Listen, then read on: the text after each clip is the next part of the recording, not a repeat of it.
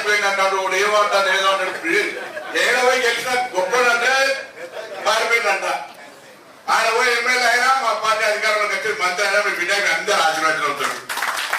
కానీ ఒకరు మాత్రం మర్చిపో, ఢిల్లీకి రాదైనా తల్లి కొడుకు అన్నట్టుగా నా రాజకీయ జీవితం సహకార రంగం నుంచి స్టార్ట్ అయింది. కరీంనగర్ సిగ్గులు అధ్యక్షుడిగా శ్రీకాంత్ కాశీనాథ్ మాధవ్, ధరంపూడి ఎస్సీ రిజర్వా, డీసీఎంఎస్ ప్రెసిడెంట్ పాపారావు ఎమ్మెల్యే అయిపోయా, పొన్నం ప్రభాకర్ ఎమ్మెల్యే ఎంపీ అయిపోయా. నా పరిస్థితి ఏంటంటే అమలపడతాను. అది చెప్పలేక ఉన్నా. సహకార రంగానికే కాదు, ఎప్పుడున్నా మీతో సింగిల్ అధ్యక్షుడు అనుకోని మీరు ఏ ఇచ్చున్నా నా దృష్టికి తెలియదు. మీరు ఎప్పుడు ఉంటారని మనం అనుకుంటాం. రాజకీయాలు వేరు, సహకార రంగానికి అయితే ఇప్పుడు రాజకీయాలు అనేకంగా ఉంటాయి. ఎందుకంటే మేము నా ఫ్రెండ్ మేము క్రిప్టోలో చూసినాం. ఒక ఆయన రాజస్థాన్ నుంచి బీజేపీ ఆయన ఉంటాడు, ఒక ఆయన ఉత్తరప్రదేశ్ నుంచి సమాజ్వాదీ పార్టీ ఉంటాడు, ఇంకొక ఆయన బీహార్ నుంచి బీజేపీ నాయకుడు ఉంటాడు.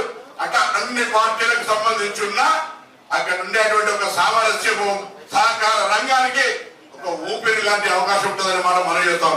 అందుకే దయచేసి సహకార రంగం అంటే ప్రభుత్వానికి రైతులకు మధ్య వారధి మనం ఒక తంజే. ఆ తంజగా విత్తనాల ఇష్యూ కావచ్చు, ఎరువుల ఇష్యూ కావచ్చు, ఇతరత్ర ప్రతి అంశానికి వారికి వ్యవసాయ శాఖతో సమాంతరంగా సహకారం తీసుకొని వ్యవసాయ సహకార మార్కెటింగ్ రంగాలుగా ఒక సమన్వయం చేసుకొని